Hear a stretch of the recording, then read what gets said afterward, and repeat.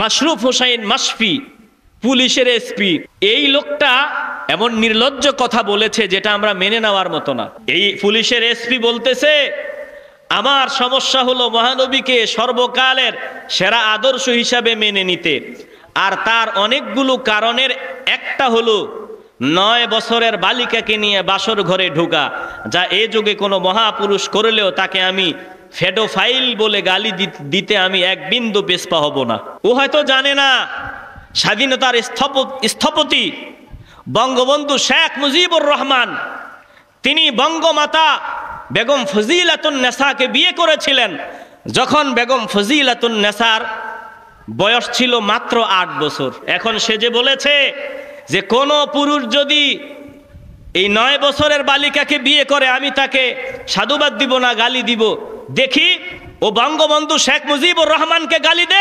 এমন অবস্থা কি হয়ে গেল নাকি যে ইসলামের বিরুদ্ধে নবীর বিরুদ্ধে যে যা বলবে আমরা চুপ থাকবো? যদি এমন অবস্থা হয় তাহলে আপনারা শুনে রাখেন, পতন বেশি দূরে না। আমাদের স্বাধীনতার স্থপতি বঙ্গবন্ধু বলেছিলেন যে এ দেশের চোরগুলা শিক্ষিত পার্সনগুলাই বেশি চোর, আমার শ্রমিকরা চোর না, আমার কৃষক না চোর না। বলে চোর কারা? বলে বেশিরভাগ শিক্ষিতরাই চোর। কথা কন ঠিক কিনা?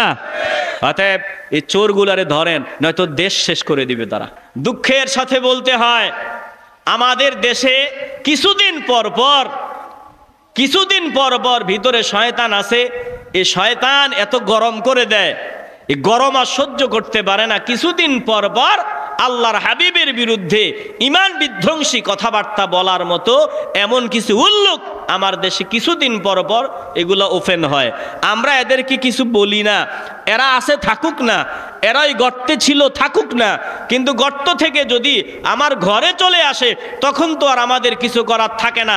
তখন আমাদের একটাই আওয়াজ হবে, আল্লাহর নবীর দুশ্মন যারা, ঈমান বিরোধী যারা আমাদের সামনে ঈমানের বিরুদ্ধে স্লোগান দিতে চায়, আমাদের একটাই কথা, রাসেল ভাইপার সাপ নিয়ে আতঙ্ক। বলে রাসেল ভাইপার ওর জায়গায় থাকলে আমগো কোনো অসুবিধা নাই, কিন্তু এই সাপ যদি ঘরে ঢুকে কিছু করার থাকে না, লাঠি হাতে নিতেই হয়, ওর মাথায় আঘাত করতেই হয়, কারণ নিরাপত্তার স্বার্থে, আমি নিজেকে বাঁচাবার স্বার্থে এটা আমাকে করতেই হয়। চিল্লায়া বলতে হবে ঠিক কিনা?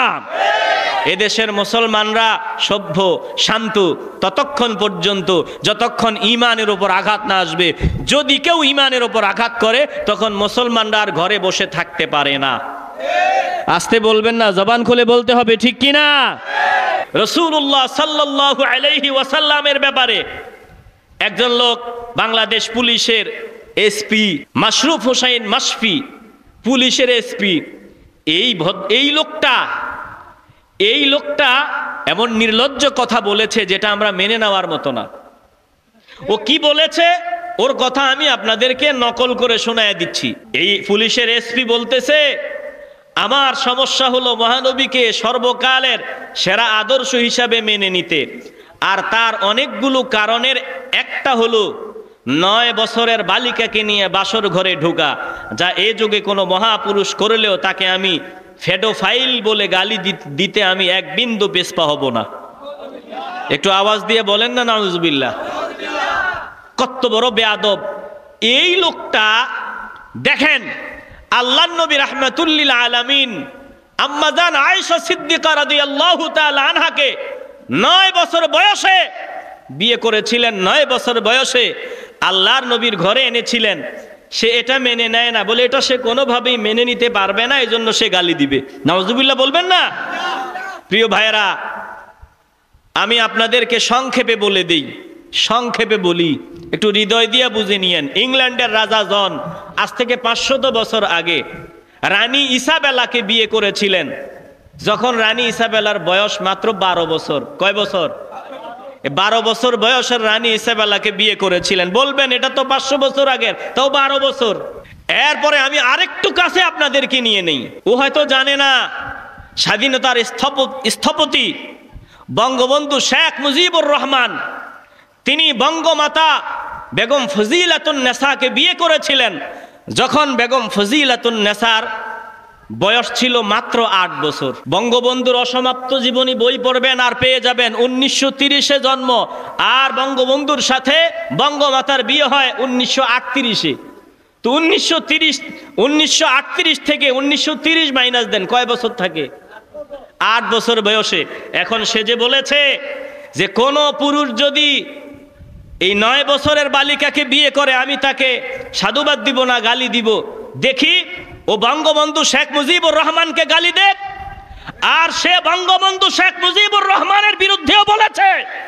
অতএব জমিনে যে বঙ্গবন্ধুর বিরুদ্ধে বলে সে কিভাবে ফাওয়ারে থাকে বুঝে আসে না, কথা কয় না। এখন আমরা কি বলবো? এমন অবস্থা কি হয়ে গেল নাকি যে ইসলামে নবীর বিরুদ্ধে, ইসলামের বিরুদ্ধে, নবীর বিরুদ্ধে যে যা বলবে আমরা চুপ থাকবো? যদি এমন অবস্থা হয় তাহলে আপনারা শুনে রাখেন, পতন বেশি দূরে না। আর যদি অবস্থা এমন হয় বাক স্বাধীনতার নামে কোনো সম্মানী ব্যক্তিকে অসম্মানী করা যাবে না, এটা আমরা বরদাস্ত করব না। এই আইন বাস্তবায়ন করবেন, আল্লাহ নবীকে গালি দিবে, সর্বোচ্চ শাস্তির আইন পাশ করবেন। আপনারা তো থাকবেন না একদিন, এদেশের মানুষ আপনাদেরকে চির অমর বানায় নিবে, মাথার তাজ বানায় নিবে। যতদিন এ জমিন থাকবে ততদিন আপনাদের স্মরণ মানুষ করবে। অতএব আমরা দল মত নির্বিশেষে একটাই দাবি করব, যে বা যারা আমার নবীর শান ও মানের বিরুদ্ধে বলবে তাকে সর্বোচ্চ শাস্তির ব্যবস্থা করা উচিত। আসতে বলবেন না, জবান খুলে বলতে হবে, ঠিক কিনা? প্রিয় ভাইরা, লেখাপড়াও নাই, শুধু আমাদের দেশে অবস্থা তো এমন হয়ে গেছে, সব চোর গিয়ে আমাদের ওই সম্মানী আসনে বসে আছে।